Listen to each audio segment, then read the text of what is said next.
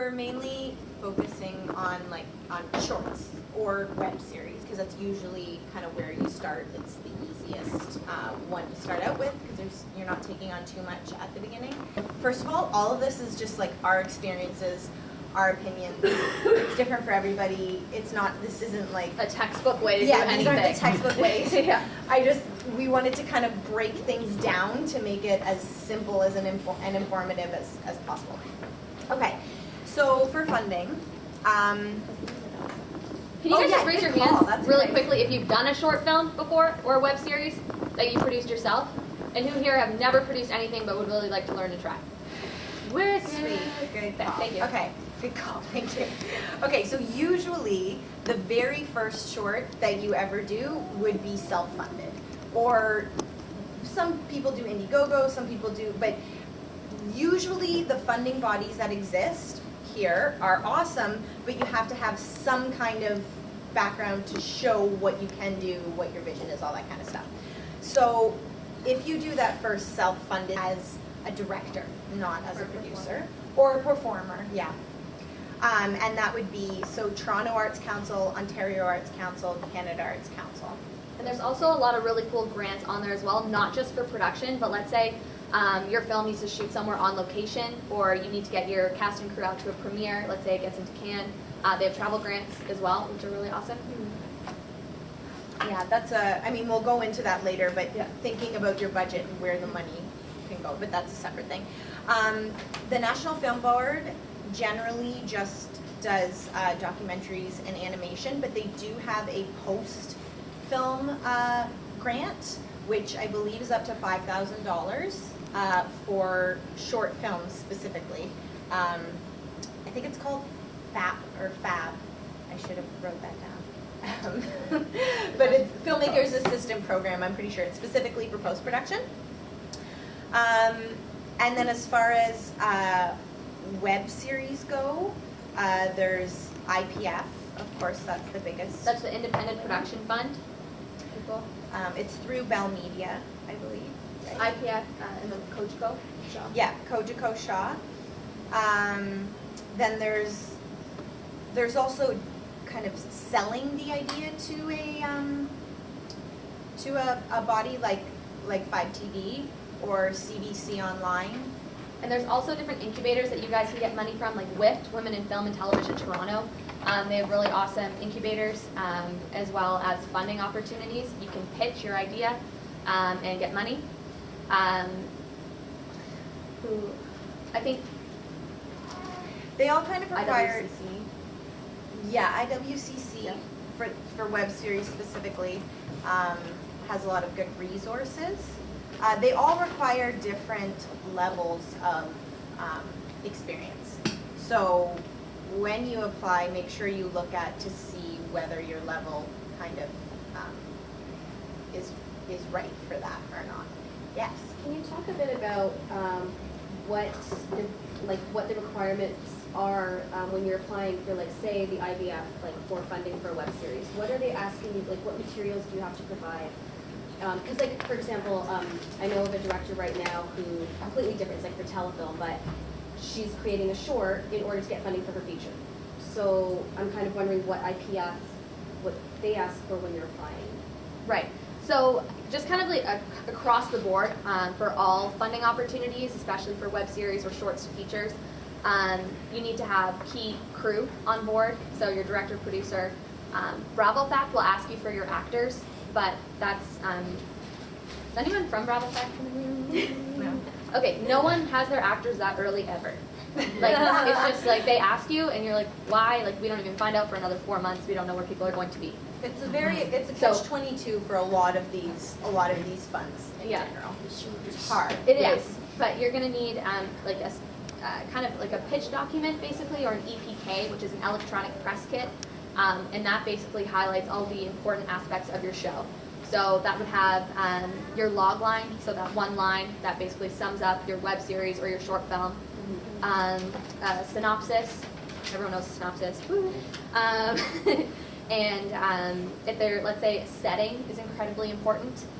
If you're like, okay, I know my show absolutely has to be in this place, and here's why, you can say that.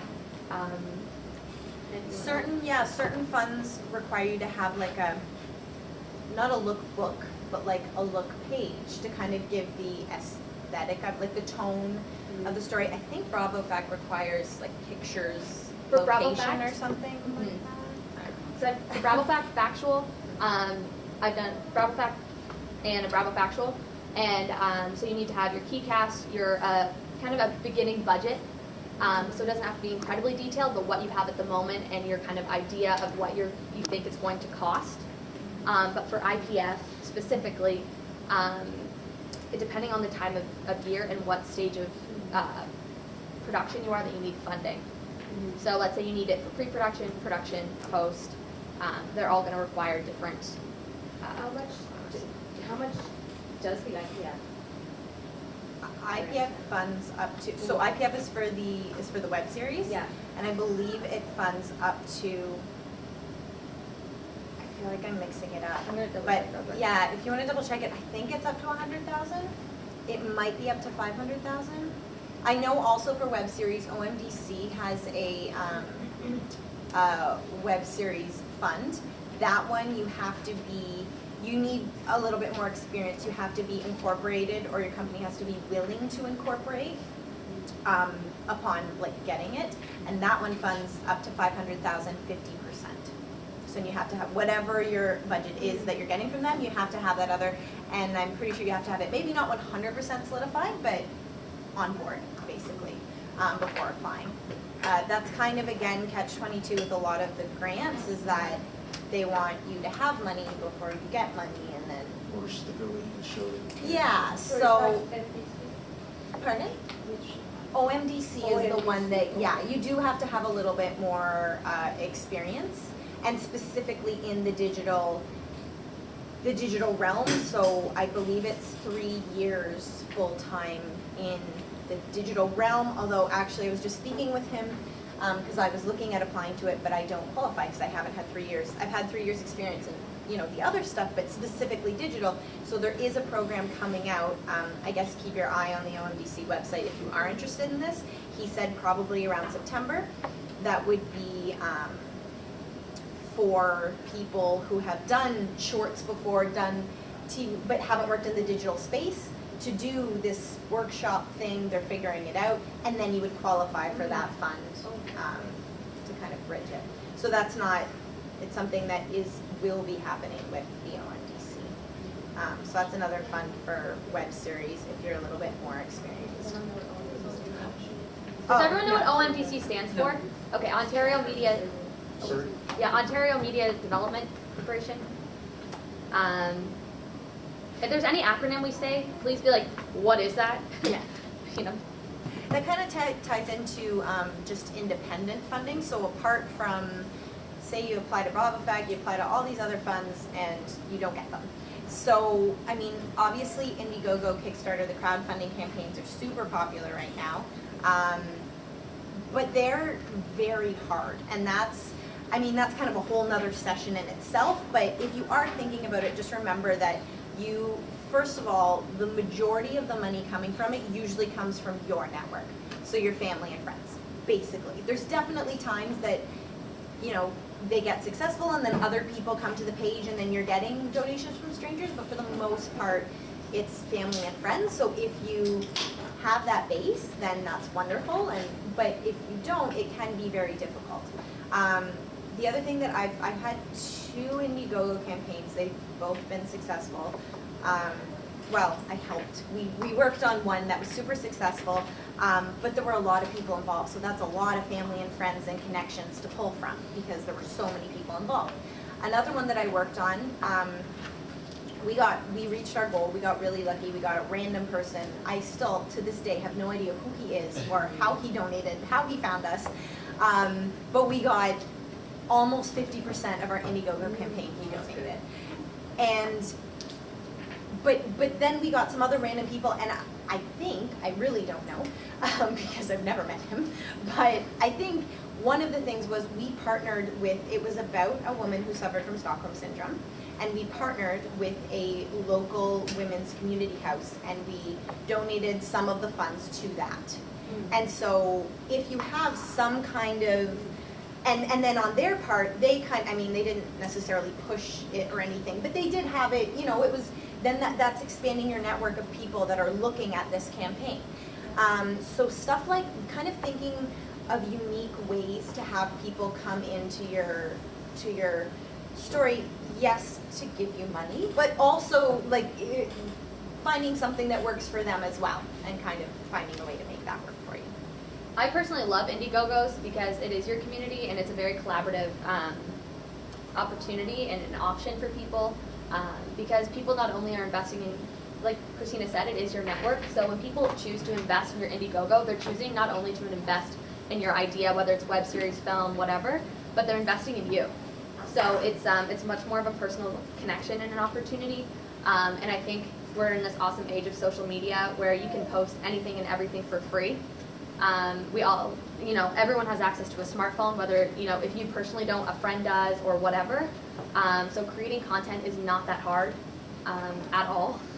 If you take a quick video on your phone, you can upload it, that's a piece of content, any photos that you take, and that kind of extra content will help your Indiegogo. Because each day, if you have something to post for an Indiegogo, that's something new people are seeing, so they're constantly being hit with content, being, oh yeah, so-and-so's doing their Indiegogo, like, oh, Herschel, he's a part of this new thing, or whatever. So I think Indiegogos are really, really awesome for independent producers and filmmakers in general. And thinking of unique ways, because there is so much content online right now, thinking of unique ways that connect with your film to reach out to people.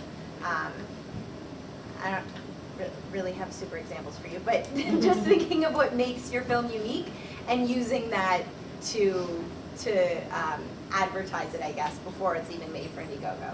And then on that note, like angels investors, so getting people just to donate, what Mariah said, and I don't know if anyone was at the last talk with Scott and Catherine, but so what they were saying as well, like Mariah said, they're investing in you, and they're investing in, the work that you do, so, so kind of thinking of what they can get out of it too, not just, here's my money, there you go, but like, having a mutual relationship, I guess.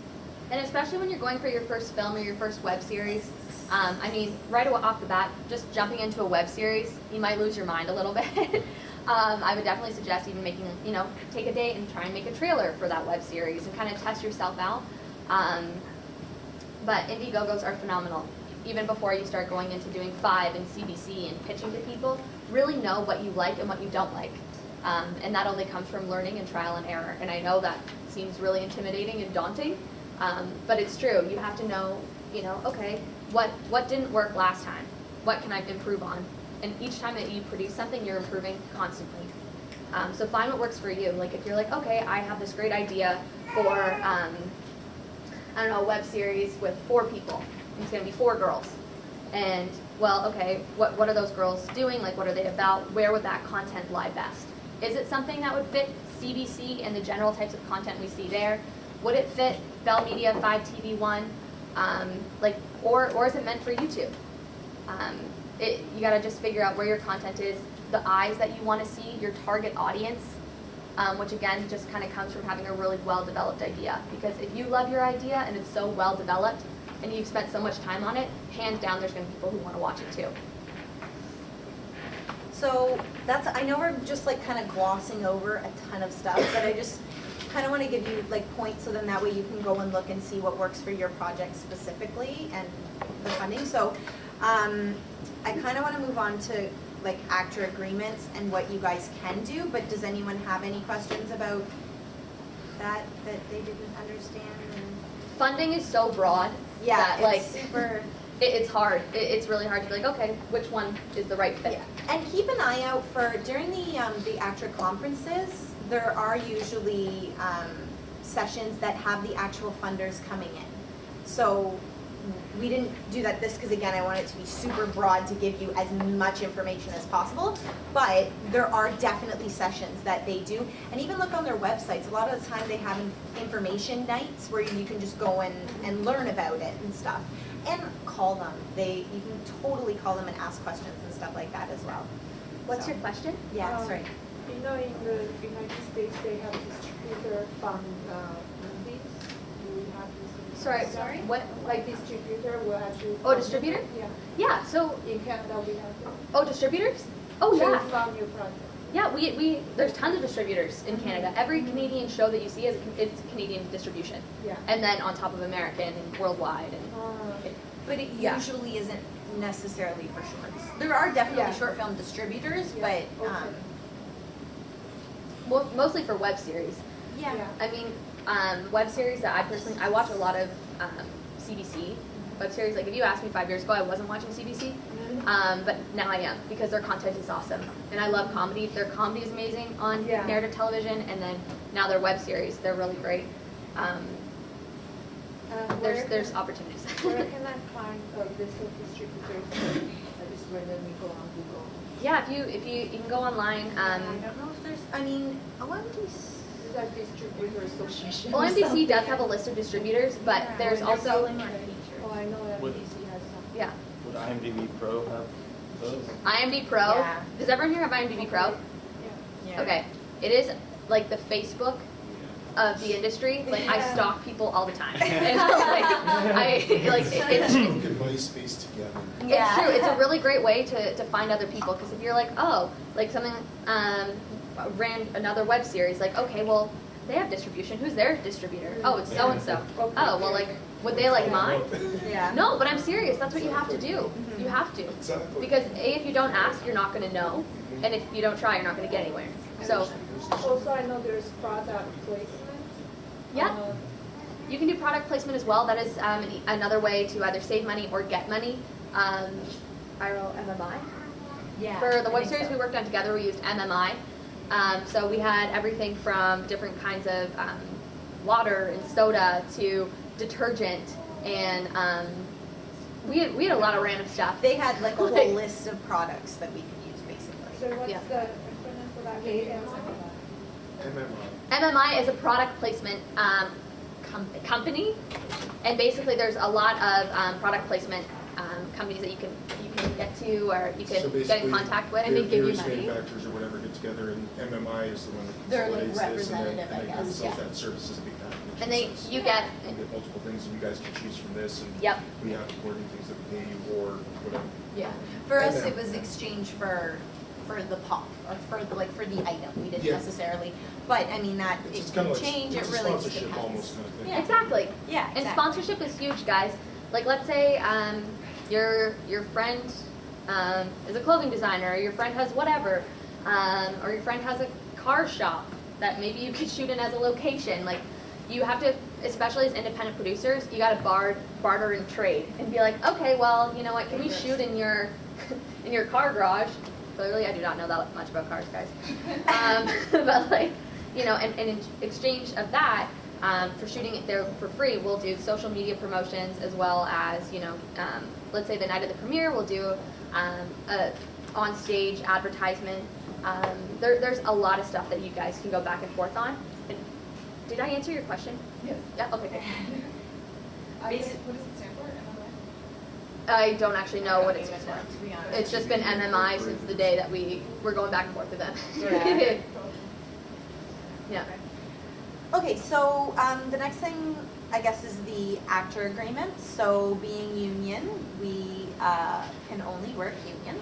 So the agreements, we have a few agreements that we can use. And if you are ever unsure about any of the agreements, just call ACTRA and they're super helpful.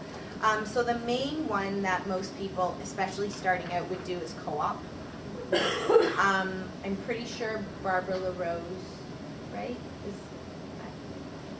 Is it Barbara, or is it Gail now? It's Gail now. Gail, okay. So, Popper? H-A-U-P. yes, okay. Yes. Thank you. I just know it's Gail. So if you email her, then she can, and her information is on the website, and she will be able to help you. So basically, co-op means everybody owns the same percentage of the film. Out of the three main, so everyone on camera has to be ACTRA, it's non-negotiable. And then out of the three main positions, so producer, director, and writer, one of them can be non-union, if that non-union person is a producer, they have to have a co-producer that is also ACTRA. So that's how a lot of people starting out, then you end up, you don't then have to pay the actors anything, although if you can, it is very nice to give them an honorarium, just because, you know, they're giving their time. So everybody owns a percentage of the project, which is wonderful. Keep in the back of your mind that if you then sell that project, everybody gets that percentage. So it's, yes, yeah. Just to clarify, they don't own the script. The script, you have a separate agreement. Yeah. Whoever writes the short is the owner of the script. You can sell the script to somebody else, no problem. Yeah. You don't own that. Yeah, sorry, thank you. So, yeah, so it's split.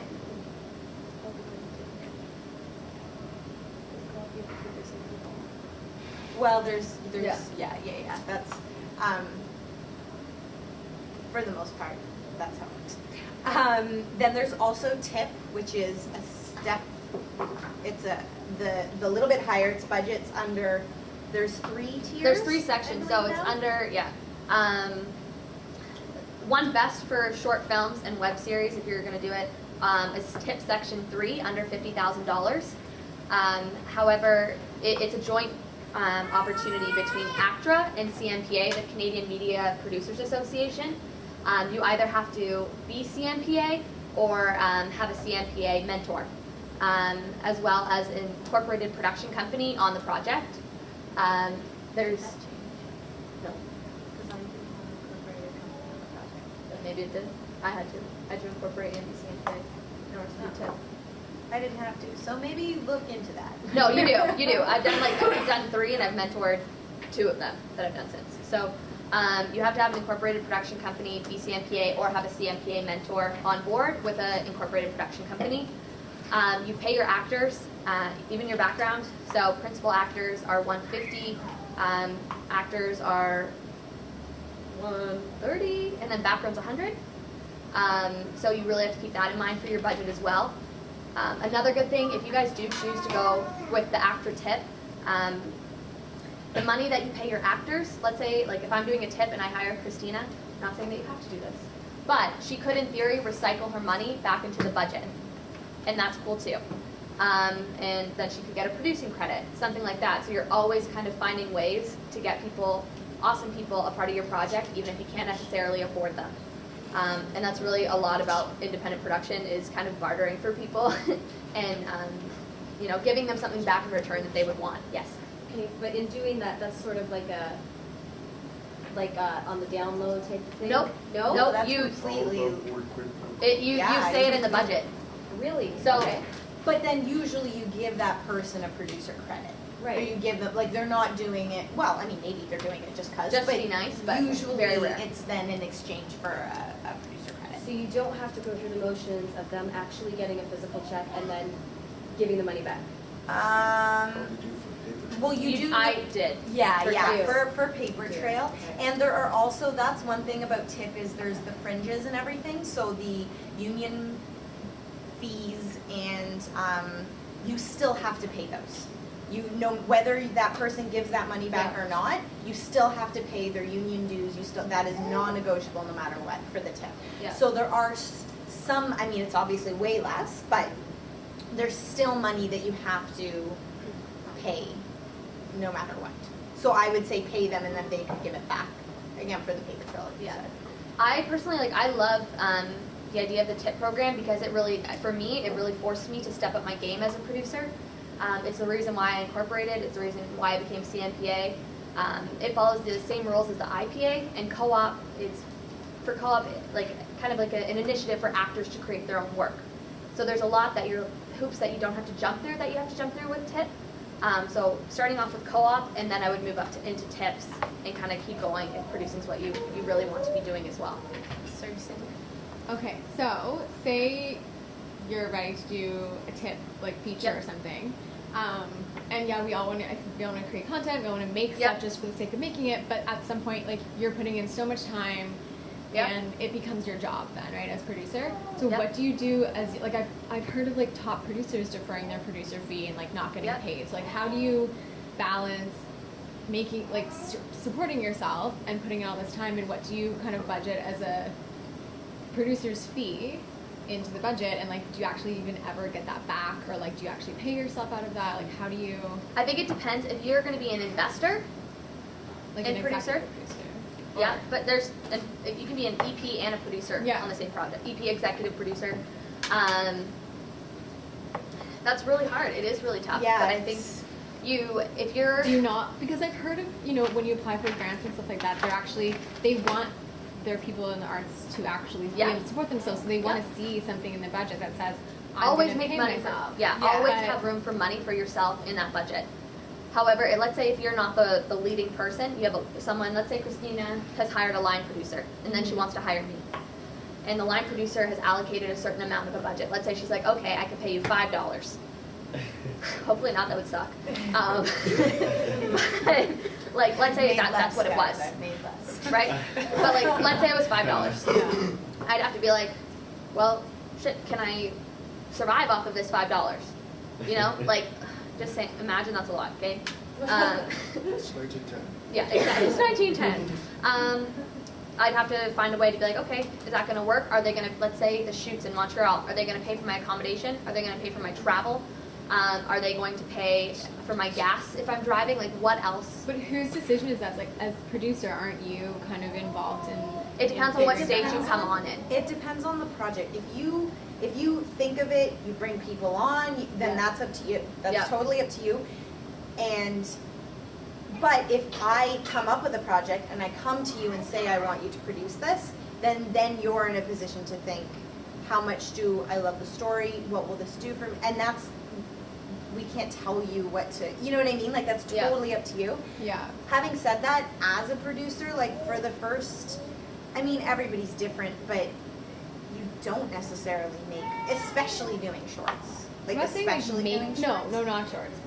No. But enough money to pay your rent, feed to yourself, like stay survive. alive Yeah. while you're working on this project. You know what I mean? That's something that you have to decide for yourself. Like, let's say your rent, again, $5. So you're like, okay, I need $5 plus another $2 to eat. So I need $7 at least. Okay, I'm going to ask for $8. And if that's in the budget, it's in the budget. You know, and if not, you're like, okay, how much do I want to work on this project? You know, let's say it was Catherine Bigelow. She's not going to pay you $7. She's going to pay you a little bit more. Everyone knows Catherine Bigelow, please. I'm going to die. Yeah, Hurt Locker. Guys, she's the first female to win Oscar. And many others, yes. Exactly. But it kind of, I mean, like, so for me personally, I can't speak for like everyone, but for me Yeah. personally, I serve. Like, I'm a server, and that's mostly how I make my money. Lately, I've been making a little bit of money as a producer, but for the most part, especially the first few years, I mean, it cost me money because I put my own money into it. And then I started to, like, people were giving me money, but I wasn't making money. It didn't cost me money to do it. So then I started, and then now I'm starting to being paid, but I'm still a server. Like, I'm still, and other people, it's completely different. Other people, right away, they get money, and you know what I mean? It's completely different for everyone, but that's kind of a decision that you have to make, I guess, and see how you want to do it and what your experience is. Like, But there's I so guess many. on that note, then, is it like wrong or selfish to put in the budget like? God, no. producers No, pay- put yourself in that Because, like, budget. you have to pay your whole crew, and you're paying, Yeah. like, you want to pay your actors and everybody. So Yeah. like, Make room for yourself, and you gotta ask for more Always put money. it in the budget, Always and ask then for just stuff. maybe Yeah. in the back of your mind think, but if It we're could. 100 short, that's coming from me. yeah, That's kind and of. that's what a producer. But does. especially they do want to, on all these grants, they want to see you paying yourself and paying people. And that's kind of a side note is, even if you're, well, it's not a side note, we talk about it later in the breakdown of the budget, but just always try to pay people. And it's not always possible. And if it's your very first short, chances are you're not going to pay people. But like, In co-ops, though, that's if you're, let's say there's 4 friends, you guys decide to do a co-op. You guys are doing this equally. Get an actor and a producer credit, and you're not paying yourself. Any money you make, you put into that budget. Anything. yeah, and then once you start work, but it is very nice, even just like, because even just getting to set costs people money. So if you can give them something, especially after a few shorts, your first short probably not going to be able to, maybe not second, but after a while, if you have some kind of budget, you should really try to give people just something. Always Oh. always have room for Money. yourself in the budget. Yeah. Like, let's say your budget, again, $10, don't put $5 for yourself, don't put half your budget to yourself, that's insane, and you're smart and you wouldn't do that anyways. But like, you think about a part of the budget that would be feasible, that would help you survive, keep you afloat, and keep your production more than afloat. Yeah. I Until- believe it's 5, technically, in like the feature films, I think a producer, depending on who you are, it's like 5 to 10% of the budget is something like that. But, yeah, but in Canada.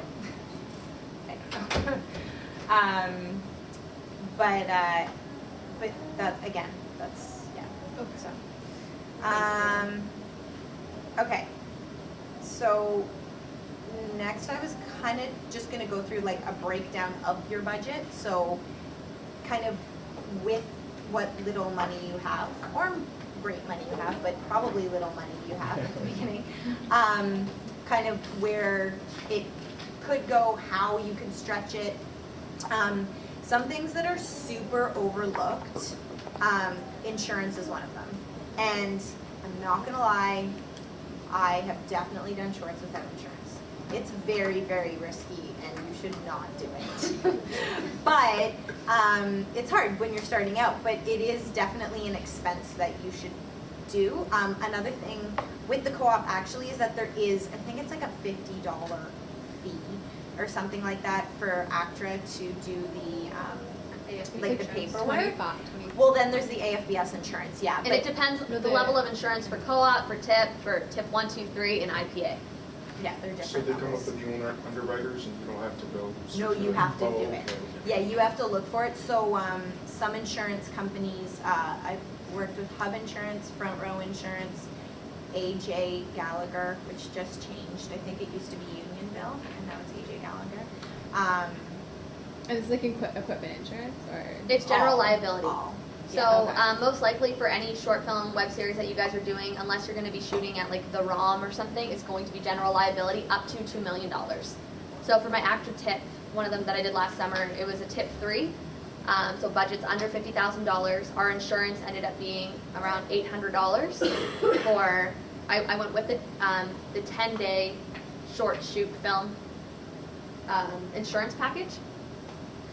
And that covered me for up to $2 million of general liability. And then on top, I did the ACTRA for AFBS. AFBS. You have to do Active with Fraternal co-op. Benefits Society. Actually, with co-op and TIP. Yeah. And I think IPA. I'm And if pretty you guys sure have have stunts? to do AFBS. Is AFBS $10 a day per actor? Yes, and I think TIP is $11 a day. What's I your question? think. What you said it cost you? Sorry, can you speak a little bit louder? Sorry, yeah. What things in your film influence how much that insurance is going to cost you? Because like me and my partner who are looking to do a film. Do you have stunts in your film? Yeah. Yeah, that's where it is. So stunts, I'm pretty sure is $50 a person a day for Okay. AFBS. I'm pretty sure. When we say stunts, like we do stage choreography, so That's stage stunts. writing and that's all Anytime, stunts. like, that's technically a stunt. Okay. Okay. So even not like flips or jumping off buildings, but even like fights. Fight Yeah. choreography? I know. Right. Yeah. Yeah. Okay. And that just kind of like skyrockets. And you'll need a stunt coordinator. Yes. If you're going to go through TIP, you need to have an actor stunt coordinator. Yeah. Yeah. Okay. Any others? Is there a template or something for the budget Yes. that we could? So actor tip follows very similar to the telefilm budget. We all know telefilm, government funding. Yes, so on there, You go on the website. yeah, it'll be on the website. Or even if you go online and you Google telefilm budget, it's really good. Even if you're not going to do a tip, I think it really helps you kind of break down exactly what you need and what you don't need. Because you don't even think, like, when you're shooting a film, well, you need to buy paper. What about pens? What about tape? Like, or little paper clips. Like, all of these little things you don't think about. You're like, oh my god, this is so expensive. And it happens to you when you're on set. So it's really great to look at a budget that has all of that, all of those things that you don't think about outlined on there. Yeah, so insurance, definitely equipment insurance, depending on where you rent from, equipment insurance is needed. Yeah. So this is kind of like a budget thing. Something that's really great is I would still suggest getting equipment insurance, but if your DOP has their own insurance, has their own equipment, that can be a huge budget saver. If you're giving them an honorarium and then, hey, they come with the equipment, then that cuts down your equipment rental costs. Or a lot of DOPs do have connections with rental houses. Also, I don't think he's here. He was going to stay, but Greg at White's is in charge of the emerging, what? Do you know It's for this basically title is? emerging filmmakers and independent producers. So Greg Jeffs, his last name is Jeffs. Super nice. Super nice, super Very personable. friendly. If you are getting really close to start shooting stuff, send him an email. Even just to meet with him, go to White's. It's in Etobicoke off of Islington and the Gardner. To have an opportunity to meet him, get a tour of White's as well. Those are the kind of connections that you're going to need down the line as a producer. And it's really great to have someone on your side from such an established company and organization. Is there a discount for emerging producers? It's, yes. Yes, but it's not like this is your 30%, like Yeah. you talk to them and they kind of work with what they have available as well as what so for example, summertime is super busy. So pilot season, super busy. So the chances of getting like a drone discounted, like it's not as likely versus if you we shot the feature in January, like January 2nd we started. And then we got a ton of discounts and we got like I think we got a free camera and like we got a ton of discounts because that equipment was just sitting there anyways. So they want to help out upcoming filmmakers. So And make money. and make money because you are still paying them. But there also are, I mean, look it up and like just Google house rentals. White's is amazing, but there are tons of them out there, and a lot of people are willing to work with up and coming filmmakers. So depending on what you want and what's available, you can find some good deals. And this is another thing with DOP. So DOP's director of photography is super important, like super, super important. Talking to them about what they are willing to do as far as the prep goes. So I have worked with DOPs specifically at the beginning who are super helpful. They go find their own equipment and then I would just pay for it. Or they tell me where to go. And then I've worked with other DOPs that say, I want this, this, and this, crazy expensive equipment that is like 20 times what our budget is, and then not give me any other, and then I have to go and do the research myself. So not both are okay, totally both work, but have that conversation at the beginning so that you both know going forward what the expectations are and what everybody's kind of willing to do so that you're not all of a sudden, I don't have a camera because he said that he would have it or she said that she would have it and oh my god, you know what I mean? And that's something that kind of happens between a director, a DP, DOP in Canada, DP, same thing, and a producer. Because a director and DP, they create their shot list. So those are, medium, close, whatever. They're going to shoot for each scene for the entire, whatever, a film, web series, whatever you're shooting. Then a producer is usually the bearer of bad news and is like, we can't afford this, we can't afford that. So it's really important that you guys start doing that early on. Like, if you're, drones are like they're the thing right now. Everyone's like, oh, I want a drone shot. So, can you afford a drone? Do you know someone who has a drone? Do that early. Your prep, it's kind of your pre-production and your post-production are the two longest things. Production is going to go by like that. And the more time you spend in the beginning and the end of production, the easier actual Ideally, the production beginning, not the end. Yes. Ideally, do the prep before, But yeah, do the prep before, but in terms of being in the editing room, it's kind of like I would say pre-production is where you spend the most time, post-production is where you spend the most money. So that's Are we gonna split up budgets and say where things go? Yeah, so I mean, I don't know, we're slowly doing it, I guess. Sorry. Yeah, no, go ahead. I didn't want to jump the gun or anything. No. What about permits, like location permits you have there? Yes. Yeah. Like, is that all through City Hall? Most permits, guys, are absolutely free. I've been shocked. Like I've done a lot of stuff for CFC, and the permits that we got, I'm like, how'd you get this location? I They're thought like, CFC was gangster. yeah.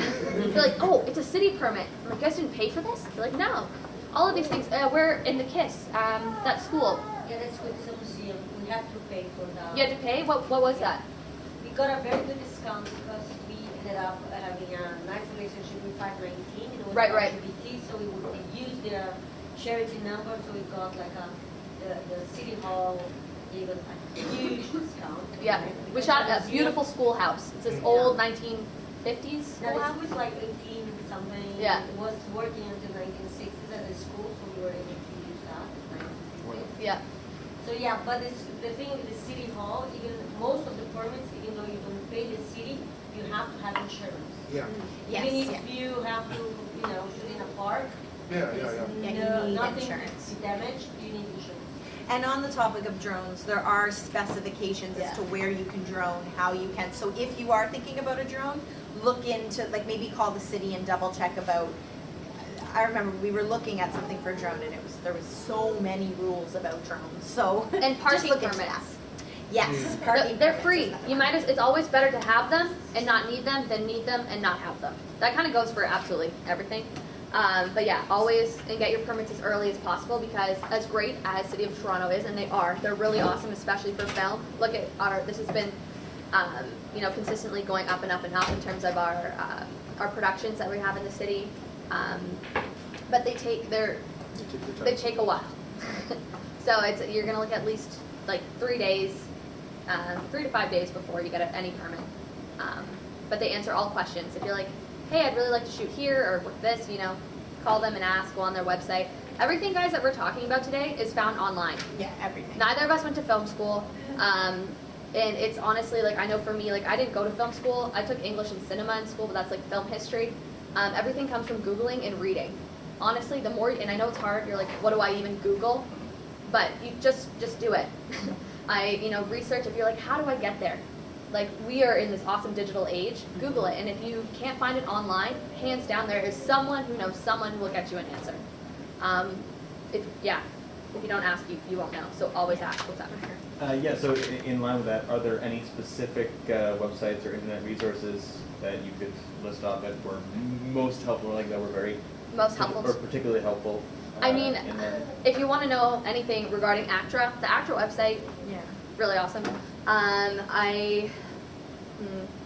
I personally, I call places. 'Cause Yeah. I'm not really, like, I'll Google things, but I'm I'd rather talk to somebody. So I just call tons of places, and just that situation with the DOP when that happened, I literally knew nothing about cameras. I had no idea. And when he was like, I want this, this, and this, I was like, we can't afford that, and I don't even know what that is, and I don't know what these things are, and I just literally Googled lenses and then I called the place and I said straight up, I have no idea what I'm asking for, but can you explain to me how to do this? And he wants something kind of like this, and they were super helpful. So,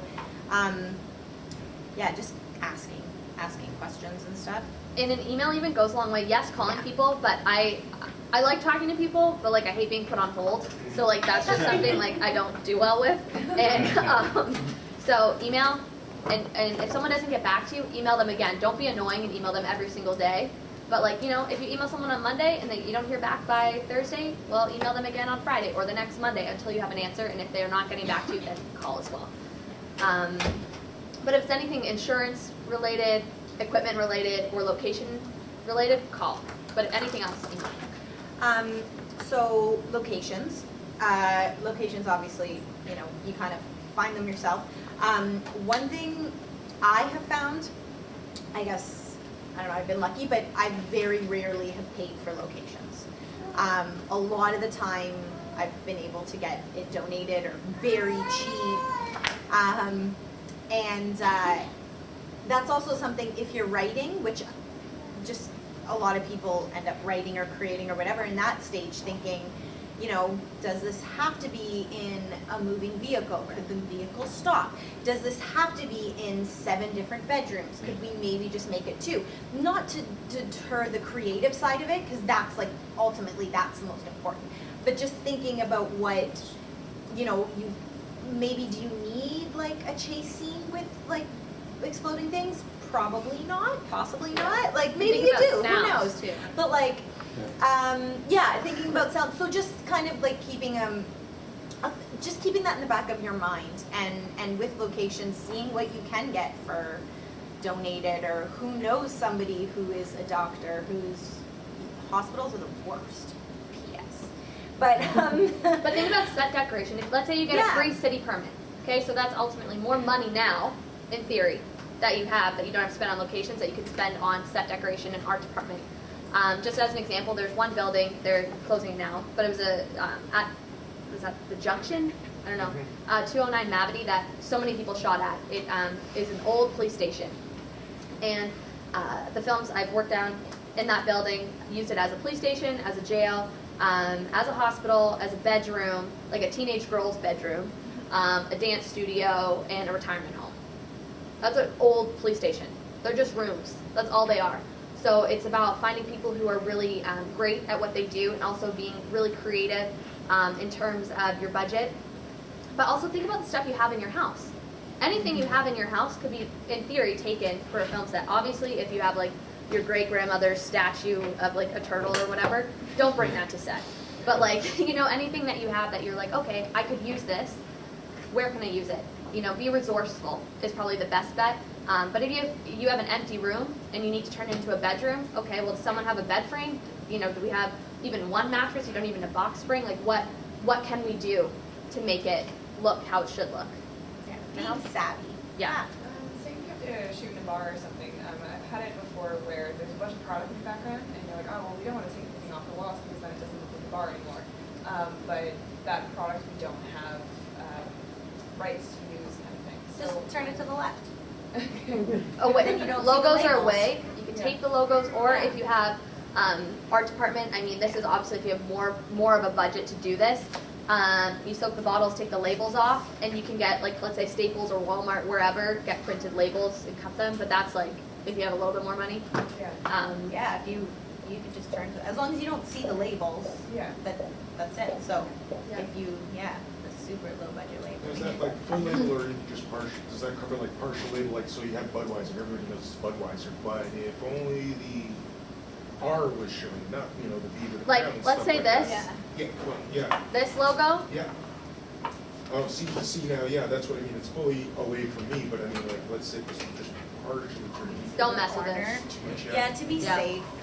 People are jerks. Just asking. Yeah. I guess it's. I mean, chances are a short film, They're not going to, they're not but gonna see it, but yeah. just good practices. I guess it was like taking off of that is that it was some items, like for example, like Canada Budweiser, the logo or the product design, logo design kind of goes all the way around. I would take the Okay. label off. Yeah, I would take that off in that case, just to be safe, but, yeah.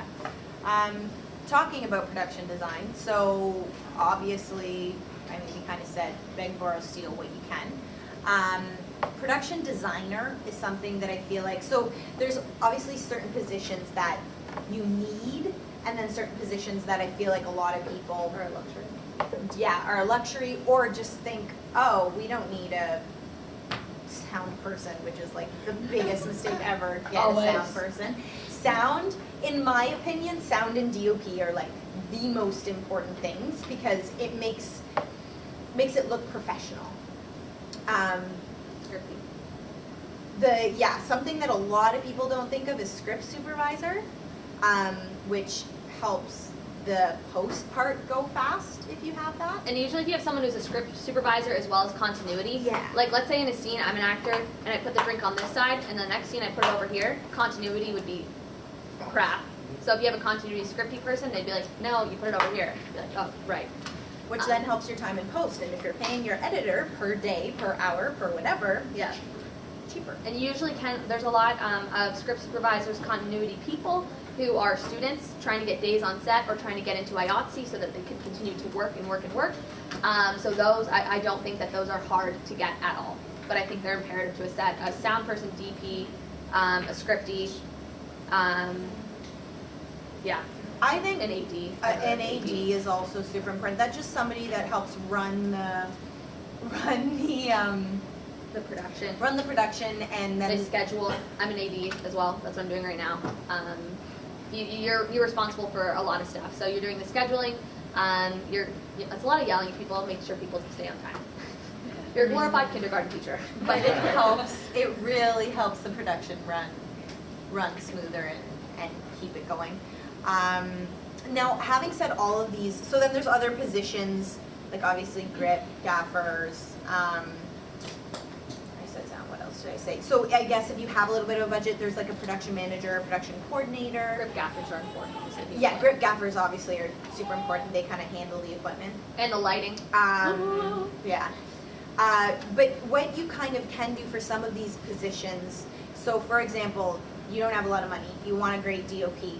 Well, maybe there's a first AC who works for a living as a first AC or second AC or third AC, and all they want to do is DOP. Well, that person usually has a great eye, usually has, you know, lots of experience on set. They just haven't had the chance to be the lead of that department. So maybe they will do it for free, or they will do it for super cheap because they just want the experience of doing it. So kind of looking, and actually Greg Jeffs was talking about that. That's a great way to get people, even directors, if you want to work with like a really great or with somebody, if you want a really great director, looking at people who aren't as experienced, but who are, you know, whatever, first ADs or whatnot. Yeah, that kind of helps. Anyone on set is usually something else as well. You know, even actors or other producers. ADs are oftentimes directors as well, or director producers. Gaffers might want to be a DP, you know, because especially anyone in camera, they know a little bit about everything, or they know a lot about everything. Because those roles overlap so much, and they're imperative. Each role is imperative for success on camera. So they overlap a lot. So anytime you guys are on set, make those connections. Say hi. Obviously, say hi to people. But like, you never know who's an up and comer or what interests other people may have. So it's always really great to ask people like, hey, like, do you like AD only, or like what else do you do? You know, odds are they're gonna be like, oh, I also do this, or I also do that, and like, that's really important. Yeah. And then, yeah, so equipment, I mean, we kind of went over equipment. One tip, and again, your DOP would probably more know this and more, but good lenses are probably better than a good camera. So when you're dealing with budget, thinking about and again, talk to your DOP because that's their job essentially, is to know what to kind of do. But thinking about the budget, putting maybe more towards the lenses and whatnot. Thinking about, you know, shooting in a location with lots of natural light, so you don't have to purchase as many lights. Thinking about shooting during the day versus a dark night scene. And again, this is only if your story works for that. If you're making a story in a dungeon, then that's cool. And but, you know, if you have the option to do it in the day when the sun is coming, right? Yeah. But then when scheduling, don't forget that you will lose that sun at some point. And just another note about DPs, like we did it once, had a DP who didn't have their own equipment. I don't. Since then, I've never done it again because it's way too stressful, way too expensive, and also you wouldn't like. I cried a lot.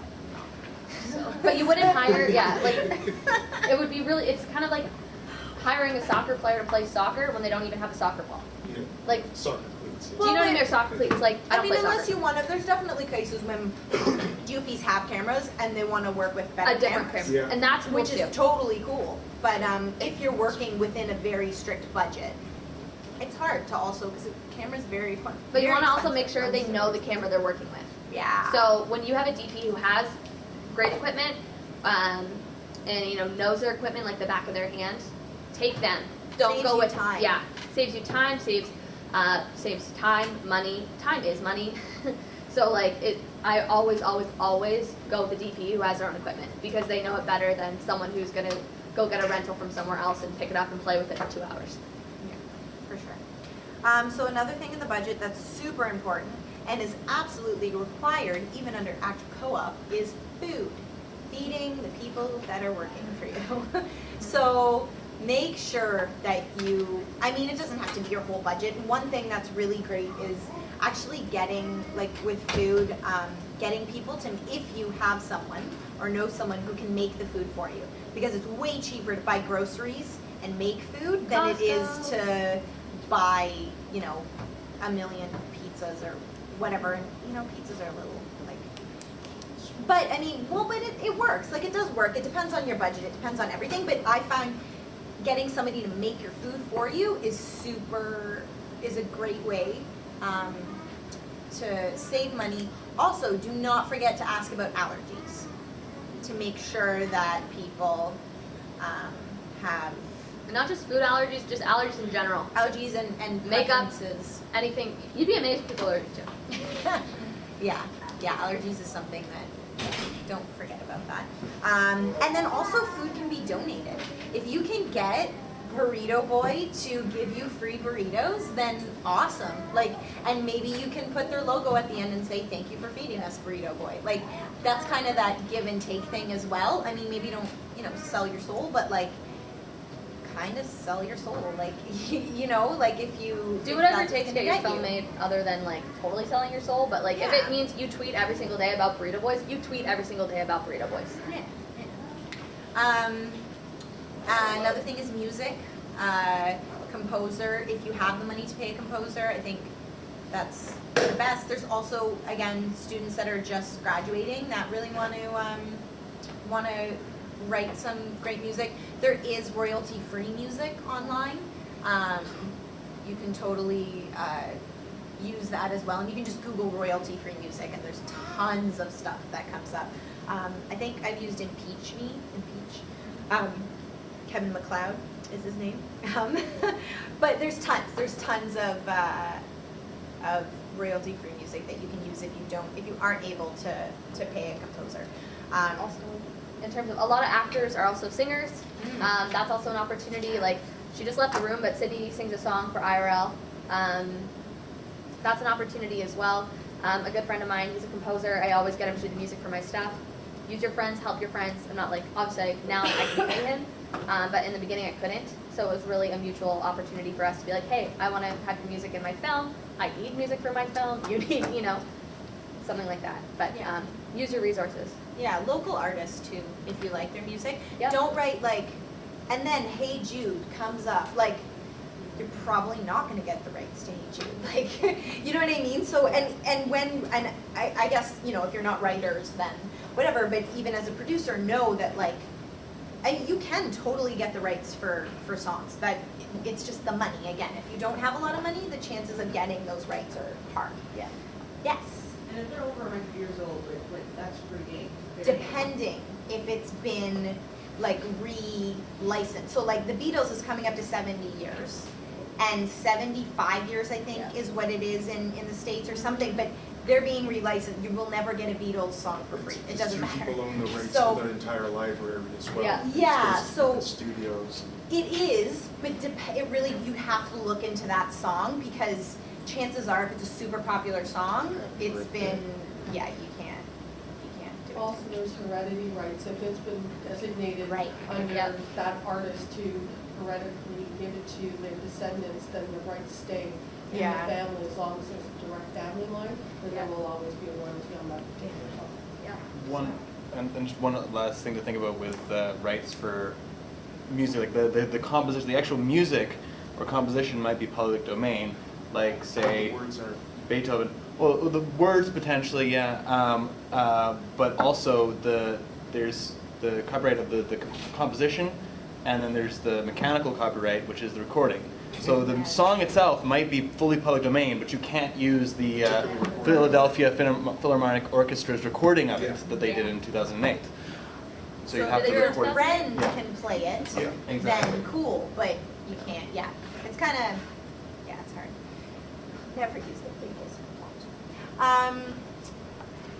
Background, we kind of talked about, if you have background in your film, you have to pay them, even on co-ops. And give you them do have to names. pay them technically. Don't just say background, especially if people are coming in background for free.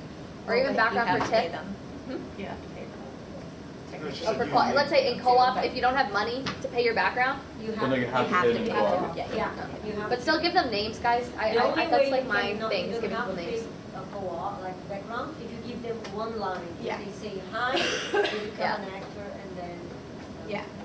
But give them names, please don't write like just background. So even if they don't say anything, but you give them names and you list them. in the On like credits, is that a IMDb. credit? What do you mean? Like Credit? girl walking or cafe girl. Yeah, woman. but she does like something kind of important and you almost like direct her completely, but she doesn't actually say anything. You know, but it's like kind of integral to the story. It's like might be a look or You can, like for a co-op, you mean? yeah. Well, then they would own a percentage of it. They'd be a minor shareholder and they would own a percentage of it. Okay. Yeah.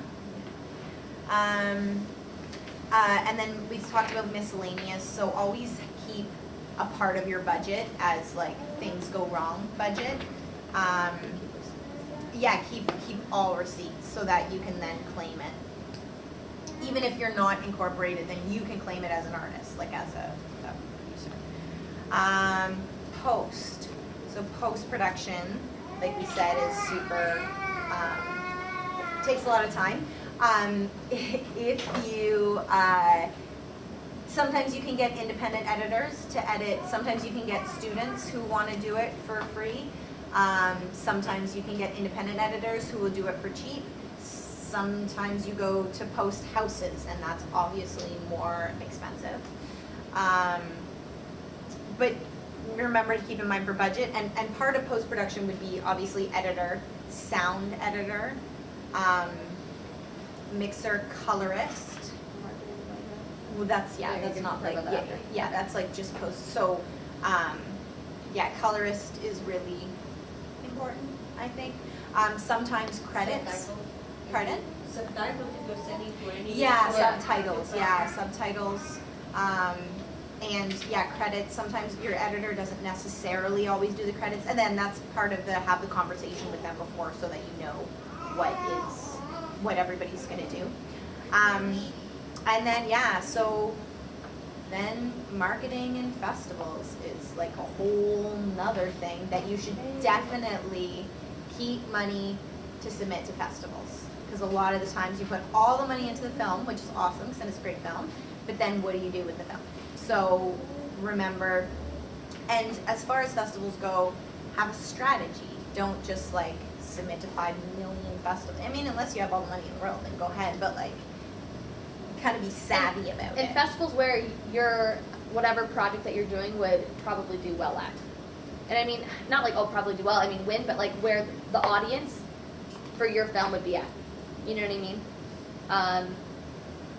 Like let's say you're gonna make a comedy. Well, comedies do really well at certain festivals more so than others, and figuring out, okay, what are the festival trends? Again, doing your research. Marketing, especially for independent filmmakers, the power of social media, that really helps us a lot in expanding your network. But festivals, they're so expensive. You don't even realize how quickly they add up. And then you're like, oh my gosh, I want to submit to this festival and submit to this and that. And it just adds and adds and adds. And especially if let's say you're doing a feature film, it's more expensive. If you're doing a web series, if you want to submit, some of them are only a couple episodes or one episode in particular for you to submit, but that's a different fee. A short film could be anywhere from $5 to like $85. Like there's a festival right now called Top Shorts, and it's $90 to put your short film in there. And What? also keeping an eye on, like that's why sitting down and going through, and Film Freeway and Without a Box are the two like major websites that people use. And when I was doing my one short, I literally sat down and spent, I think, an entire day on both websites going through. I Googled women film because it was a film about women, and I wrote down all of them and which ones I thought would work. And then I made an Excel sheet on the festival, what the early bird deadline, what the late bird deadline, and how to submit and how much it was, and then whether I got in and whether I didn't get it. And I made sure that I applied to all of the early bird festivals, or early bird deadlines, because then you save a ton of money.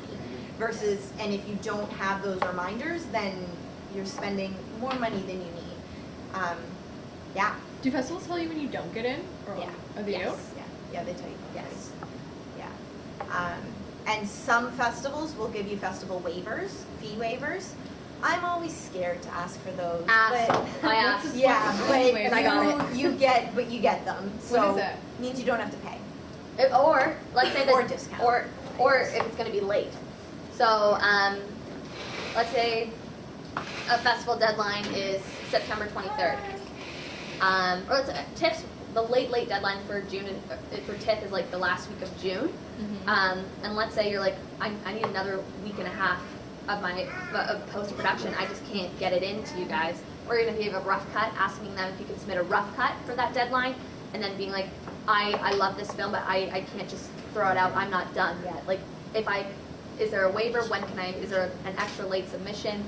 Is it possible? Here's the reasons why. My editor got appendicitis or like whatever. Don't make it up if it's real. You know what I mean? Like, but whatever it is, tell them why your film's going to be late, and most likely, like, everyone in this industry wants you to succeed. They want to see your film. These festivals are so wildly and unbelievably hungry for like the next great whatever. Even if it's a short, if it's a feature, whatever it is, always ask. But I've heard that if you make the early deadline, if you submit for the late deadline, there's like no spots left. So Who told you that? like I've heard, Is it someone that like actually has had stuff in festivals? yeah. I don't believe that at all. I don't know. Okay. Yeah, Yeah. like I don't know. I've heard that as well, and I don't know if that's even possible to be true. Because if they ever Yeah. got caught saying, okay, having said that, again, not 100% sure, but there's probably about 10% of every festival they've already have their films. Yeah. Before you even open submissions, I'm sure TIFF knows approximately, these films from these studios are going to be in TIFF no matter what. These And from other telefilm festivals. films are going to, and from other festivals. Like, there's probably higher than 10%, but so there's always going to be a percentage that's gone. But if anybody found out that festivals programs were full and then still accepting submissions, Yeah. They'd like, be, I think they would. And yeah. it's not I don't think possible. that's- There's been late waivers, and I've had a personal experience where we've had a major festival say to us literally a month before, so that we're talking 2 months after, we really want your film. So it's not possible that they're all full. Yeah. No, You know? having said that, get it in earlier because Mhm. they probably Follow have the started rules. Well, the it's cheaper, process but- and it's Sometimes cheaper. films But drop out too. Not Yeah. often, but it happens. Yeah. And then they're scrambling for a last minute replacement and stuff like Yeah. that. Or let's Yeah. say like Sundance and Slam Dance are two awesome festivals, and they're like it's Sundance and then Slam Dance right after. Mhm. And let's say you submit to both of them and you get into Slam Dance first, then you find out you get into Sundance, you might be pulling from Slam Dance. Do you know what I mean? That happens all the time. Yeah, no. yeah, I think it's, I think that there's, but That I would be really mean, crappy. Yeah. well, yeah. Yeah, no, I don't think that they, so yeah, festivals, and then also thinking about what makes your film different and what festivals work for that. So for example, I worked on a film, Virtual Hitman, that was it was all about like video games and stuff. And so I thought, okay, well, I'll just submit to Comic-Con because like video games, Comic-Cons, that makes sense. And we got into like 7 Comic-Cons, like all over North America. And we never would have gone into that. I mean, we got into some other festivals as well, and people really, because that was like the thing, right? So if you have, and not all shorts have something like that, right? But some of them do, or if you're female, if it's a team of female filmmakers, there's lots of female, festivals, or if there's definitely the big ones, but I mean, those are super expensive, and they're also the most submitted to, and you can absolutely submit to them, like 100%. Submit. But if there's like 2 ways to look at it. Submit to all the huge festivals, and if you get into one, then amazing. Or submit to a bunch of like 2-tier, and this is all about money, if you don't have a lot of money. Or submit to 2-tier festivals, not, and then you're screening like crazy, tons of people are seeing your work, and it really just depends on where you're at in your career and what you feel is best for you, right? Like it kind of just depends. Yeah. Also with festivals, let's say you get into a festival. So using your example, the one at South by Southwest, we've been asked to come to other festivals after that. So that sometimes, and there are festivals that we didn't even submit to, or we didn't think, oh, you know what, we shot this film last August and September of last year, finished post, South by, so we premiered in March. TIFF is so far away, I don't even know if we're gonna go to TIFF or not, because it's so far, we might have, like, we're selling now, so figuring out our plans. So there's always that opportunity of, if you get into a festival, odds are, you're gonna be asked to go into more festivals, even ones you didn't apply to, so that's something to think about as well if you get into a major festival. And invite people to the, Yeah. like TIFF, I mean, TIFF's like a, you know, everybody applies to TIFF in Toronto, but even other festivals, tell, you know, a lot of festivals have delegate lists and stuff like that of people who are at that festival. Message, if you see that there are 5 festival programmers, short festival programmers, attending this festival that you're in, email them personally and say, hey, my film is screening at this time at this place. Yeah. I'd love for you to come. And then sometimes they'll say, oh no, I can't come, but send me a link to your film. And then they're watching your film anyways. So be proactive about that kind of stuff and asking people, I guess, to come see your film. Yeah, sorry. Can you speak about, a little bit about, like, for example, some film festivals are like, oh, but it has to be like a North American premiere of X, Y, or Z, or like, so they won't screen it or they will. Like, how strict they are with those kinds of things, and if they're like not, like, can you just like talk about that and how it's like strategic? It depends on the festival. It really does. I mean, when a film's completed, I always submit everything as a world premiere because at that moment in time it is. Yeah, it's really tough. It's kind of part of your strategy too, Yeah. right? Like, and look at when you're producing the film. So if I have a completed film now, I'm gonna try to have TIFF be the premiere because right now is the submission. It's like kind of the perfect timing, Yeah. right? But if I completed my film in October, I'm not gonna wait the entire year to have, I mean, this is just me personally. I'm not gonna wait and hold that world premiere for an entire year and then maybe I'll get it to TIFF the following year. Like, and it kind of, look at your film and look at that world premiere. Also, as far as the strictness goes, so TIFF has a very strict world premiere. They always want world premieres, especially for shorts. North American especially. Yeah, North American at least. But They really like world though. yeah, specifically world, but actually part of the Real World Film Festivals, the first year, was at Real World. This film was at Real World. Then it got into that Not Short on Talent for Cannes, the telefilm one, and then it went to TIFF. And it had already premiered at like many places. It was also an amazing film, and that's why. So it does depend on the film, but it's slim, yeah. What were you talking I about? think it's called The Tape. It was called The Tape. Oh, okay, sorry. Yeah, I've seen it. it definitely TIFF was not the world premiere, 100%. And I'm pretty sure that it premiered at Real World first, although I could be mixing up which way it went, but it was part of the shorts, so it would have had to premiere at Real World first.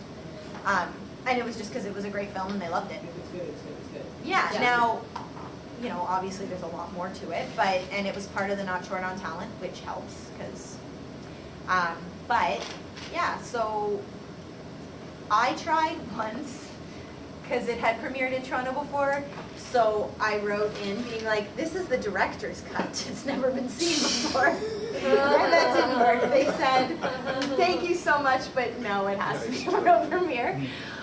And I got my submission back, actually. They gave me the money back, which was nice. So, but FYI, apparently that doesn't work, so. But yeah, it kind of depends. And that's why sitting down while you're doing it or when you're finishing it and having that festival plan is really important, because then you know where it can premiere and where it can do all that stuff. And then yeah, you kind of have that plan. And oftentimes a lot of festivals, guys, they'll say to you, okay, this had to have been shot by this day. Just so that you're not submitting a film. Let's say you filmed it in 2014 and it's just been like sitting around, or you submitted and it didn't go anywhere.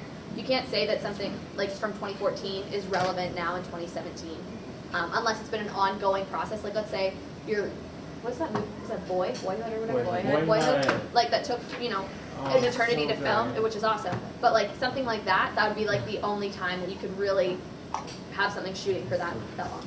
Yeah.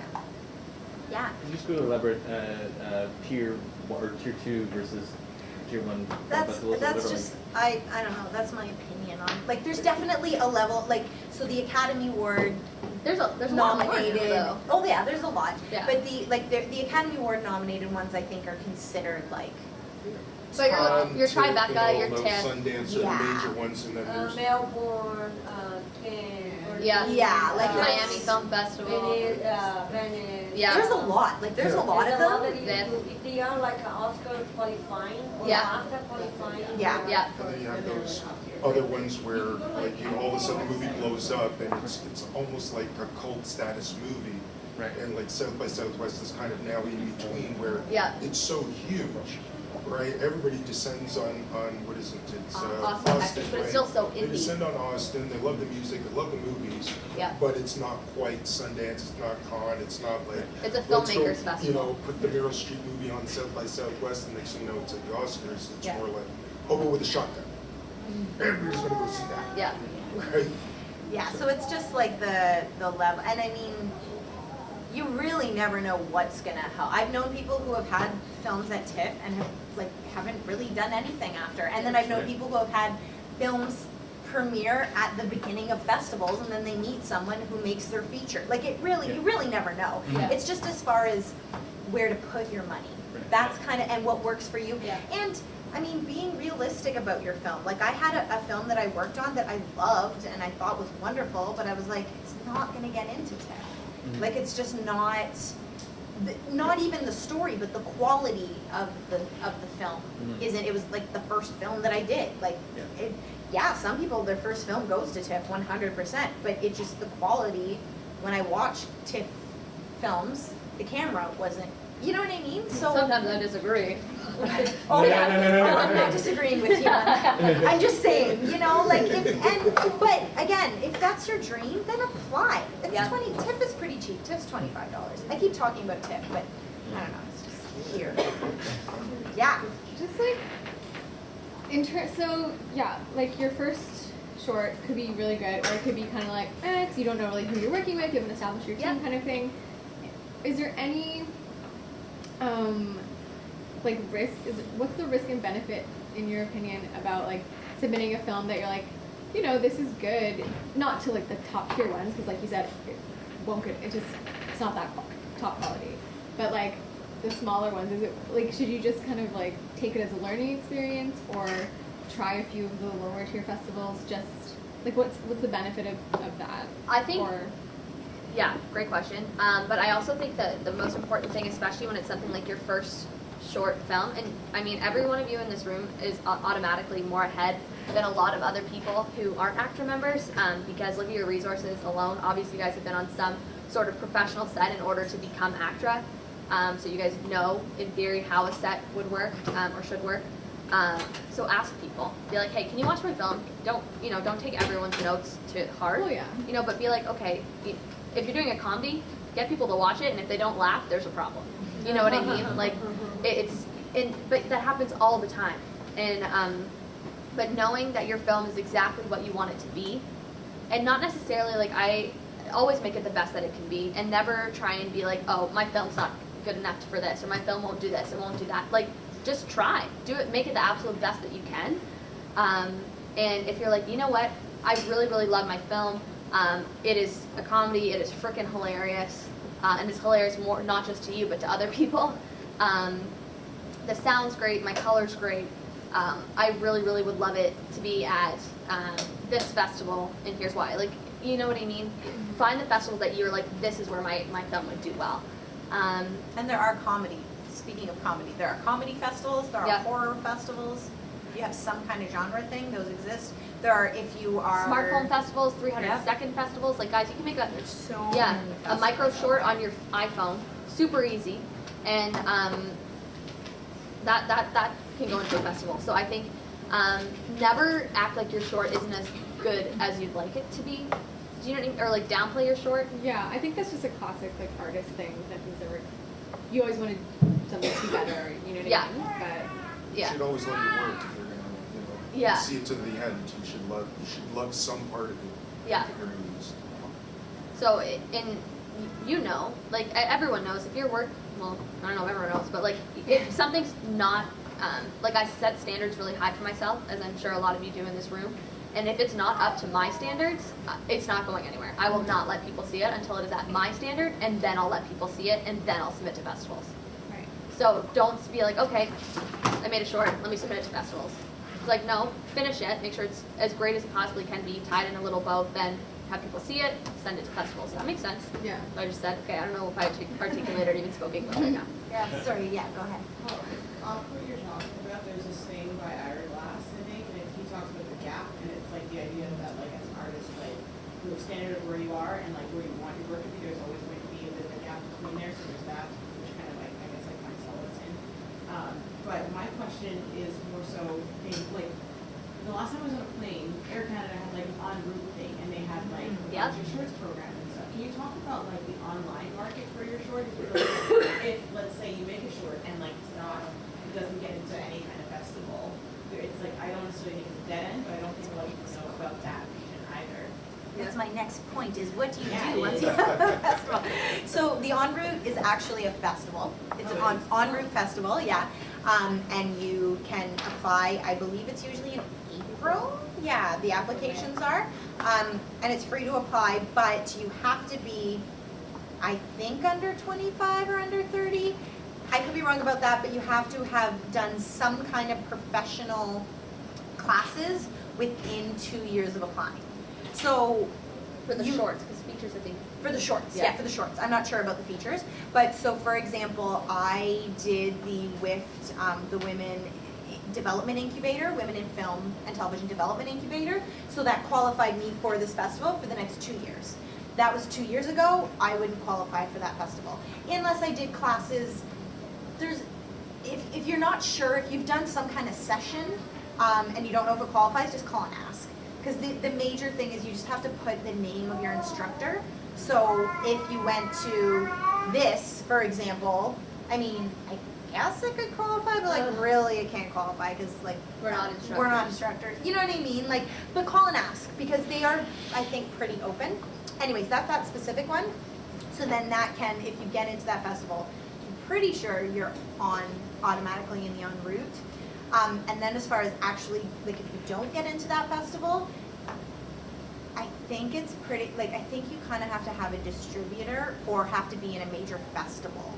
Maybe not major festival, but a festival where they see the film and then ask for it. I've never, just personally, I've never heard of anyone calling them and then getting their short in. It's been through a festival or through that. So Onward is a festival that ends up selling content, digital content to the Air airline? Canada. It's partnered with Air Canada, yeah. Yeah. Like it is the Air Canada. Like their entertainment system, Yeah. that's their, it's like en route.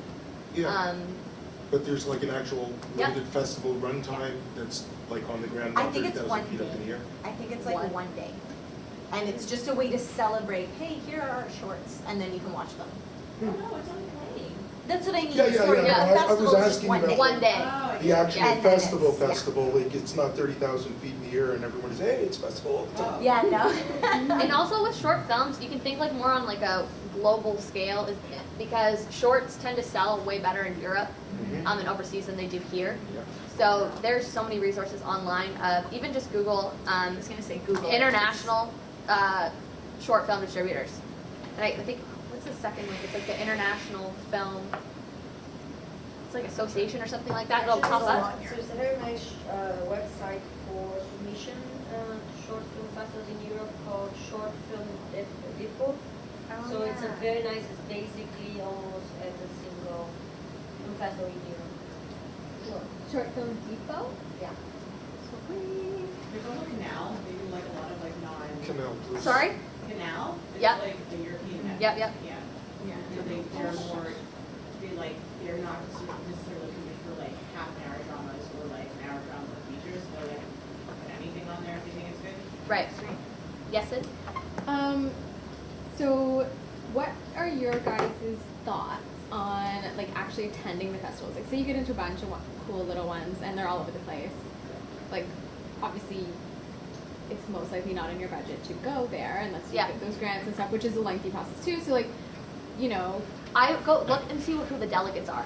So, like I met with people while at South by from Tribeca, Sundance, TIFF, Berlin, and then I met with other people who, like I met with VR people. Like, go look at who the delegates will be and the opportunities for roundtables. Because if people will give you a free pass. You mean like attending roundtables or like? Mhm. Okay. Or they have roundtables, or you can take meetings with them. Because that's really important, because as awesome as networking is, I'm a firm believer, like I don't make the best connections at parties because usually people are half drunk and business cards get lost. Yeah. But by going to panels or getting any one-on-one time with them, anything that you can is so important, and it's so helpful to you down, in the future. Let's say like Christina is a programmer at Tribeca, and I was like, oh hey, like so nice. She probably won't remember me, but being like, hi, I spoke with you at whatever festival. Thank you so much. I'm so grateful to be here. Blah blah blah. I have a film, even if she's in features, and I have a short film in the festival. Still be like, hey, I have a short in this festival. Whatever. Down the line, it's great. Also, even asking them for feedback. If I could say to her, like, hey, I have this short film. I'm really thinking about submitting it here. Could I get some notes? And she's either going to say yes or no. So I would always attend a festival if you can. If it's feasible for you, and it's a festival that people that you, how do you say, like, want to meet? Yeah, people you want to meet. Yeah, But you want to meet, or people that you're like, I was gonna say, you want to, you want to if work you go to a with. festival and somebody like Weinstein or something like that, like, Yeah. that's like a good place, because I know, like, at certain festivals, he has these, panel discussions and such like that, and how he depicts, whatever film it is that he wants to thing, and whether it's gonna be a blockbuster, or if it's just gonna be a small kind of, Yeah. project of love and stuff like that. But he seems like he's very accessible, as opposed to big Hollywood honcho, you'll never meet this guy. If you're at the festival, even if you don't have a film there, it's still worth the time to go in and speak with him, because you never know. And it's just like, oh yeah, my next thing is here. And, how do I'm looking at trying to get distribution over in Europe, and he's big over in Europe as well. And like as you mentioned, Canal Plus, TV Sync, they all do these kind of things. On the note of going to festivals, I keep talking about it, but TIFF is great for meeting people, and they have a filmmaker's pass. I'm just bringing it up because so many people don't know about it, and I don't know how, but there's a filmmaker's pass at TIFF. It is somewhat expensive. I think the cheapest one is like $470, somewhere around there, plus tax, but you can see as many films as you want with this pass. You do sometimes have to wait in line, but unless it's full, you get to see all these movies. You get, there's from the Monday to the Friday, or the first 4 or 5 days, they literally from 10 until 5 o'clock have just talks about everything from distribution to festivals to stuff like this to like literally everything to do with film. And then between 5 and 6, they have these mix and mingle things where there's drinks and food, and you just mix with all of the other filmmakers that are there. And they can be anywhere from, people just starting out to people who have films in the festival to people who, and I've met people that I've worked on And programmers films. for that festival and other Programmers. festival. And actually, if you are on this list, they email you a delegate list, which is like hundreds of names of people, and a lot of them have emails there. And TIFF doesn't have a specific setup and meet, like some festivals where it's like pre-organized, but you can email them and say, hey, I have this idea, or hey, I have this film. When I had a short, I literally emailed every single festival programmer there was that had short films. It took me days, and they almost all responded and asked to just see the film, and then I met with I think 5 of them, and then I was in one of their shorts, or one of their festivals. But then the other ones, like the girl from Whistler, we didn't get into Whistler, but she gave me a ton of notes and stuff, which is super, especially in my opinion, especially starting out, is super helpful to get those professionals to give you their, and it is just opinions, but still, it's important opinions, And I think. Yeah, and I think that pass is amazing, especially because obviously TIFF it's in our land, and so Yeah, you don't have to pay to go places. but it's so many people. You're going to spend more than that on average if you think about it. When you go out, you go to parties, you get a drink, you get a dress, whatever. So why not actually make an investment by getting that festival pass and go to movies, go to panels versus going and getting dressed up and taking a picture for Instagram at every single one of these events. Do you know what I mean? That's like I think it's really What's important. something- Do Do you actually claim that against your taxes? Yeah, 100%. I actually don't, I live in London, I don't live here. Yeah. So I claim the food that I eat too. Yeah, and your transportation. Yep, and my train, I claim everything. Even if you live in Mississauga, I would claim the food. Why not?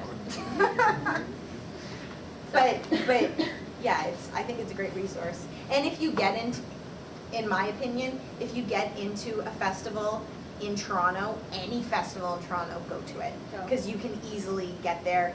Even GTA. There's Vaughan even- International Film Festival happening right now. Yeah, like any festival that you get into that is that's easily accessible, that you don't have to like stay overnight or whatever, it's not gonna cost you tons of money.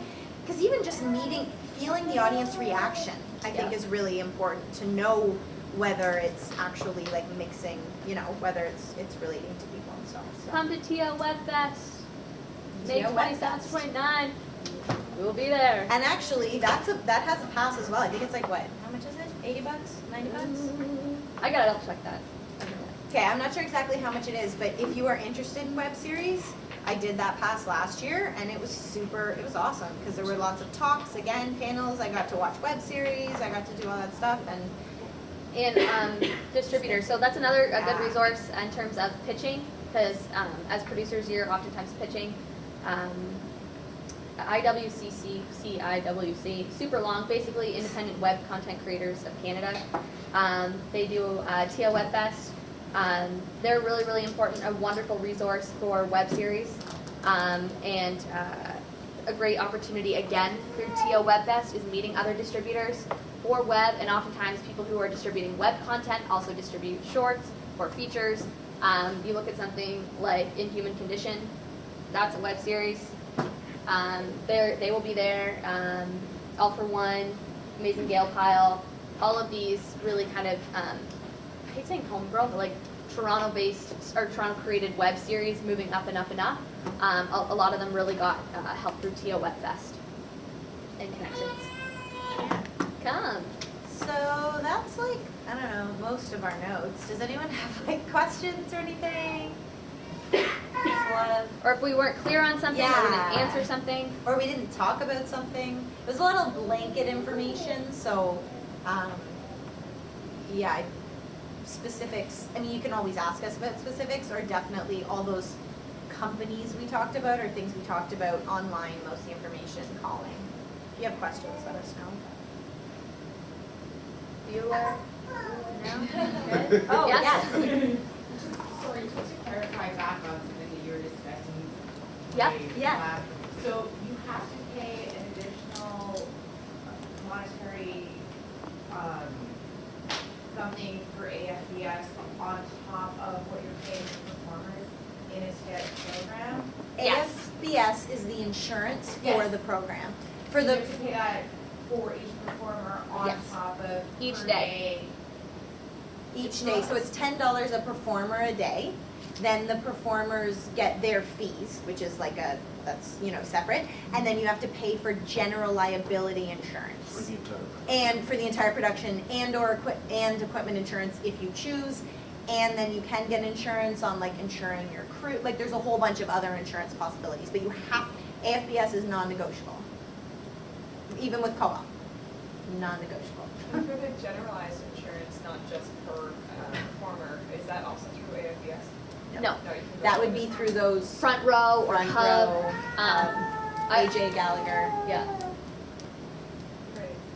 And also if you, always mention, I'm an independent filmmaker, or, Yeah. if I don't think any of you are students, but if you're a student filmmaker, you're like, or I just came out of film school, whatever it is, always say, or this is my first time making a film, I want this or I want that, I know I need general liability, they're gonna ask you about stunts. Never, especially with insurance, like, that's something don't mess around with. Like, if you have stunts, even if it's whatever it is, don't lie about it. Be upfront, because if anything ever happened, you would be royally screwed. And I've seen so many people try and cut corners, and just honestly, just while we're here, like, if you're an actor, do not work on a non-union set. It makes, in producing wise, if you're an actor, let's say you decide to produce something non-union, don't hire actors. That it jeopardizes them, and they should know better, but it also affects you. And when you say after actors, you're meaning like all through the bottom levels, even AABP and such? Yep. If you're any relation to ACTRA, do not work non-union. And AAB Pay for your permit and so forth, right? No. permits for co-op, permits aren't needed for co-ops. Apprentice, all of them can do a co-op no matter what. Tip, you have to get a permit, and that's up to the production whether they're gonna pay for it or not. / up to you, maybe you can negotiate that, that's, yeah, separate. A tip 3, you can't take someone non-union and make them union on a tip 3. It's not enough money. Yeah. Hey. Yeah. I do have a question that doing like these small, very independent, many hats, I'm kind of just confused by like what the definitions of like an executive producer are, a line producer, Yep. a production manager, like how to differentiate myself wearing like 16 different hats. From, Yeah. You know what I mean? Usually, 100%. yeah, there's like a producer, it's like such a brutal umbrella term. But usually an executive producer is usually either a name or money. I've been an executive producer on things. I will never be an executive producer who never shows up to set or just sits in Video Village. It's not me. That's not how I work. I'm very hands-on. Producing, that's like a lot of hand-holding, putting out every single fire that happens ever. All the time. Yeah, so I would say the most intense producing position is really a producer, or if you're a series producer on a television show. I think for me, the only kind of producer I don't enjoy being is a line producer, because you're usually the very first producer who comes on board to do a budget. You are like the number lady, you hire and fire people. The money people. Yeah. So, and you're the one sitting around into the wee hours of the morning, like trying to find $10 in a budget. You know, that's just, so a line producer is like, I admire them so much, but I really am happy I'm not a line producer. I've been one, but don't like to call myself one. Don't have anything. No, it's too many. But you could also be Money. I'd say line producer, like if you're gonna do, like you have to be good with numbers and money. Is it Like the that's admin producer? Like, kind of, yeah, admin. I mean, all of it's budgeting, admin. yeah, kind of all of it is, but yeah, more on the money side of it. You could be a co-producer, so we've been co-producers together. We both have production companies, so then we are joining as co-producers moving forward. Associate and assistant producer, really, they're interchangeable. It's like associate, that's what I was in January, and I had no idea. And I guess, as a side note, if you end up being an associate producer, talk to the person about what exactly you're doing, because there are people that are associate producers that put their name on it and leave and are never seen again. And then when I was associate producer, I did like Everything. 7 jobs, like all in one, because we didn't have a so that's the other, production manager, production coordinator. You can be they're not interchangeable, but I feel like they're interchangeable. Yeah, I mean, production coordinator, they really work alongside a production manager. So usually a production manager works closely with the producers, like the producers of the project, to make sure there's all the deal memos. That's another thing. Get everything in writing. Deal memos, it's something we didn't talk about. Deal memos are really, really important between your crew and between your cast. Yes. Cast is already kind of there for you because of ACTRA. But still get them. Yeah, get them, but like the paperwork is already there. Yeah. But like you can just go online and get it. But for crew, I just use the CFC template, but you can find them online. It's really easy to find them online, or go to the unions. I'm sure they have templates and stuff.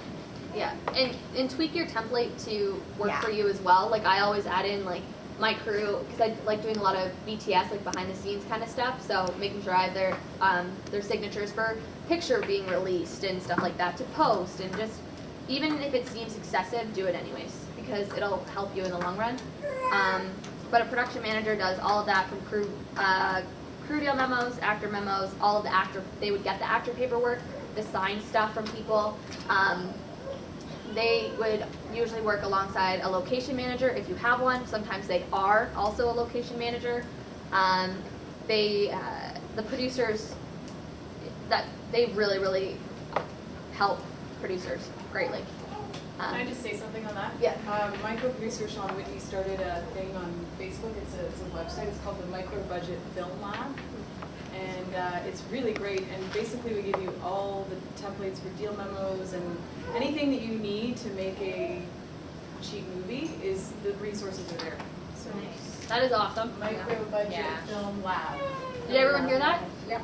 Okay. .com or .ca? I don't know. Okay. It's a link off your, You on can find it Facebook. on Facebook. Yeah. Find it on Okay. Facebook. That's the easiest place to find it. Yeah. Awesome. Thank you very much. Thank you. Then Yeah, sorry. yeah, there's also like if you're spanning into different platforms, you can have a digital producer, a chase producer. But in terms of scripted narratives, most likely you're having a line producer, a producer, production manager, executive producer, and an associate or assistant producer. There's also like first AD, second AD, third AD, which technically all do separate things, although Yeah. if you've worked only on smaller budgets, it's all one person, but technically those are all separate things. I guess we're on the creative, but I feel like they still do a lot of like admin. It's all admin. If you're an stuff, AD, like you're doing paperwork, yelling at people, call sheets, production schedule, yeah. location move, Yeah. ordering, yeah, production schedule. Yep. Yeah, and again, having said all that, like, or having said everything today, trial is, like, just doing it is the best way to learn.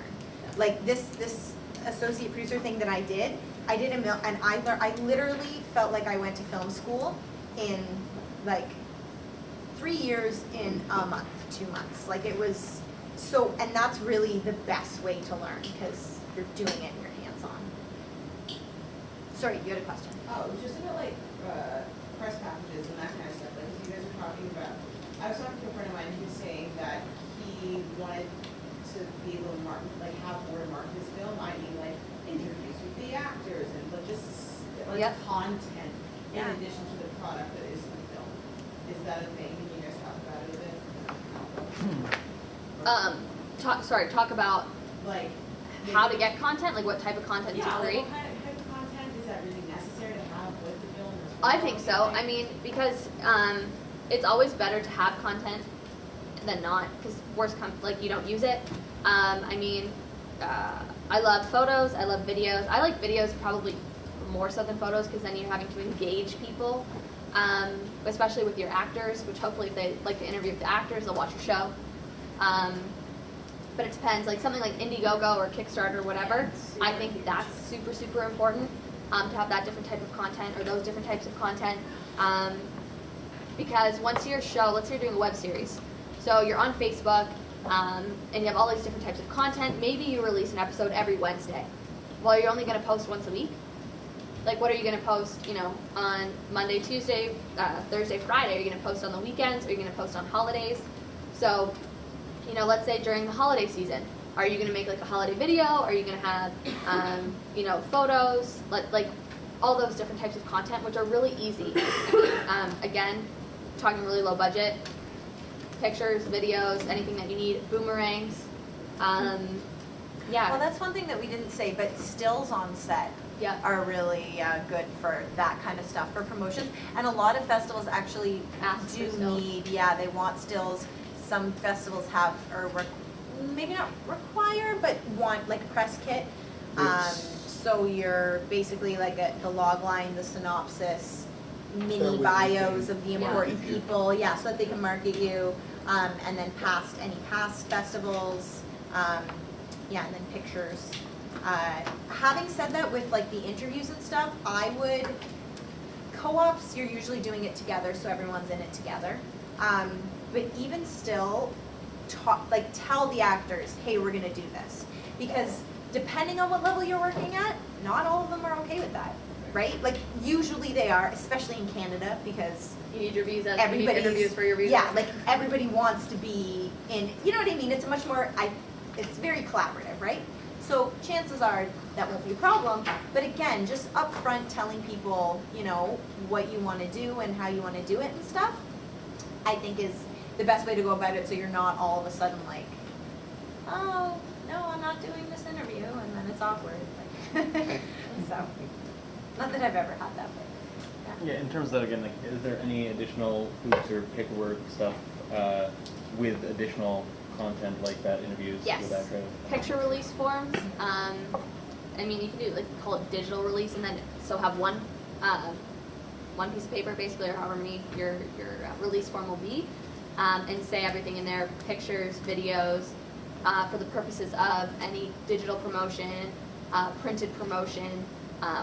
If you go online and you look up like digital releases or picture releases, you'll find all of that in there, just so like your butt's covered no matter what. Yeah. In regards to your personal information, in the digital world, there's actually an act that's a statute Yeah. that's set up for that, and this pretty much Yeah, negotiates that. I was also thinking specifically in terms of ACTRA talent, like you know, if you don't shoot those interviews on one of your shoot days, is that an additional shoot day, or is it like part of just like is it like Right.